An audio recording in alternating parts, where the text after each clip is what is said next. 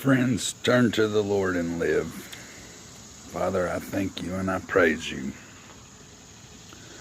When I see a man sin and he claims to know Jesus at the same time, I see a man alone. I see a man who has not taken the time to know Jesus. Yes, he knows Jesus came in the flesh. Yes, he knows Jesus died on the cross. He may even know Jesus was raised from the dead. Yes, this man knows the truth of Christ, but he doesn't yield to the truth of what he is risen means. My friends, we live in a world of darkness. This man lives in a world of force. What kind of man would knowingly sin against the Son? What kind of man would knowingly sin against God?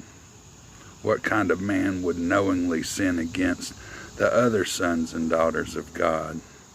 What kind of man would sin against his own children? It's the kind of man who did not pursue his own calling. It's in his heart to do good, but he aligns himself with sin. Your weakness becomes their stronghold. They've entered into other men's labors.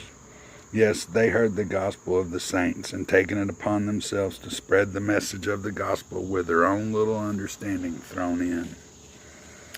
They haven't yet reasoned with themselves that their labor is not to do the job of the apostles, but to live it. I'm reminded of Elijah, who was at his wit's end, and he cried out to God, "I'm all there is left."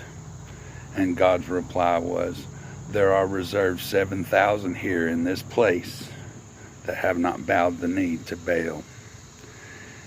Yes, indeed, there will come a time when men will not endure sound doctrine. There will come a time when he will not hear the truth of himself. He will not hear the Spirit when he says all this came upon them and they repented not.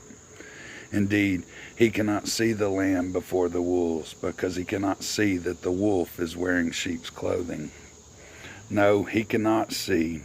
He will not be able to endure sound doctrine. No, he sees that it is appointed unto man to die, but cannot hear the Spirit that says, "Let the dead bury the dead."